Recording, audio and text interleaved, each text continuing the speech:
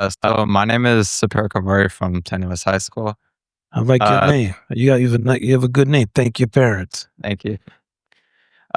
So it's also a composition question. So in today's age, there's so much music out there. So how do you go about writing something that's original? Here first, there was always a lot of music out there.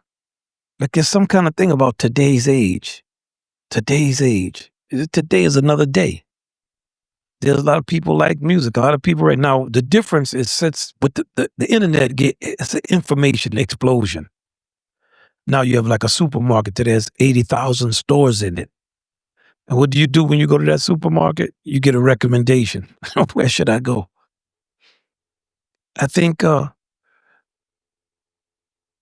Vince, he's a very original arranger. I think of all of us, we all probably when we play his arrangements, we all kind of agree like, damn, how did he come up with that?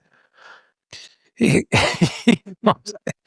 comes up with stuff, and it's so. And when you look at it, you have to say, "Well, Vince, can you sing this?" And then we go home because it's written with 30-second notes and 30-second note rest and everything. But then when you play it, man, it makes so much sense and it's so original.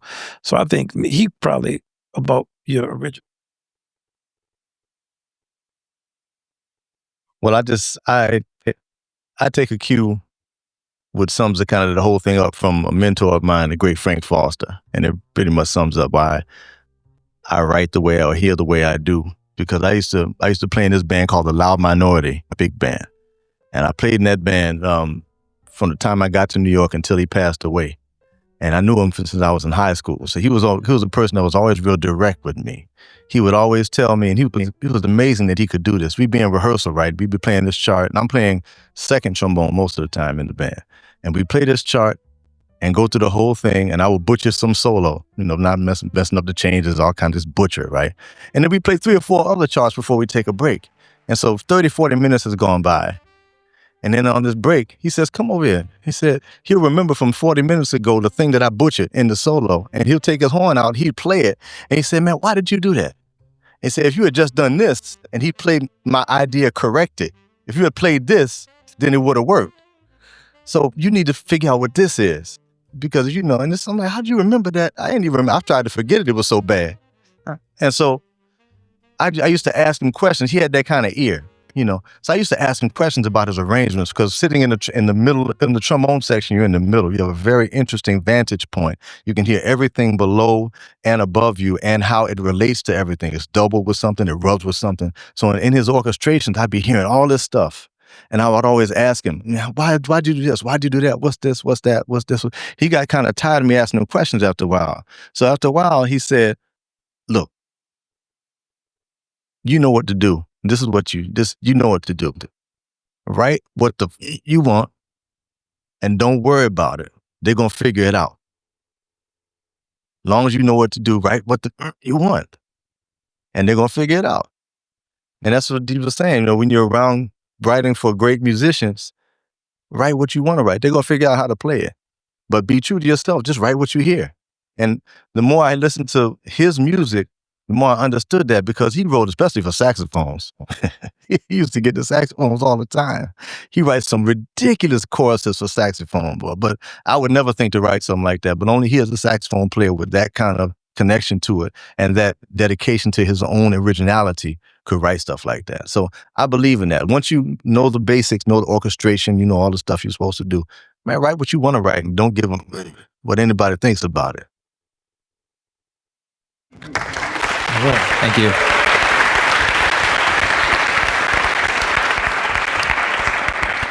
One thing I'm going to tell you that Vince does, he didn't say it, but he sings his ideas into his telephone. So once he has a lot of ideas for stuff, when he wakes up or something, he hears original ideas, he sings them in the telephone, then he writes them out. This is what I'm thinking. Respect yourself. Yes. Vince, you kind of answered my question already, but you were talking about people's belief in the superficial.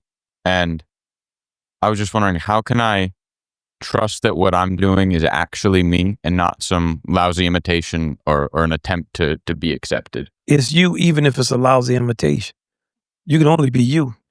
I'm going to imitate something lousy different from how you're going to do it. We both are going to be sad, but we're sad in different ways. Like I'm gonna mess the peanut butter up, and you gonna mess the jelly up, and some of us gonna mess the bread up. So I don't worry about that as much. You don't want to be so critical you can't do anything. It's like somebody getting ready to go out for a dance and nothing is ever right. Man, my shoes up, my hair, I'm not ever gonna be right. Go to the dance. Nobody can see anyway. It's dark. Then when you get out on the floor, nobody's looking at you. They're trying to do their thing. Do your thing and be free to do your thing. Like I tell many of my students I've had, especially at Juilliard, because they're so talented, it really doesn't matter what I think about it. What matters is what do you think about it? I'll give you the best advice I can give you, but at the end of the day, it's your music, it's not mine. And my taste is not perfect, it's my taste. Do your thing. Okay, I hear some music turning, so I'm going to go on next. Thank you. I have a question for Nicole. I was going to ask, who's your biggest inspiration as a woman in jazz?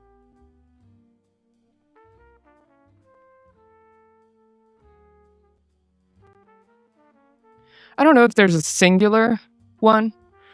Really when I think about it, there's a lot of women who kind of went through a lot more than I did. Think of someone like Mary Lou Williams, or Nina Simone, or, Billie. And, they found their way in the world, so I can too. Is sort of how I think about it. But similar to my response earlier, I think the thing that really sticks with me is the intentionality and focus on the music itself. I never got to speak to any of them, but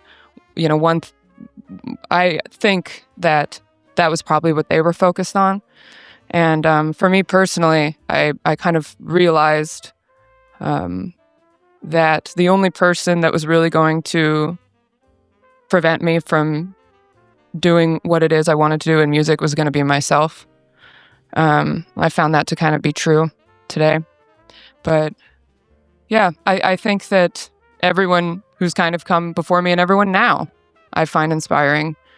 And I try to just do what I think they would want, which would be to become the best musician I can be and learn from as many people and look up to as many people as I possibly can. So, Thank you.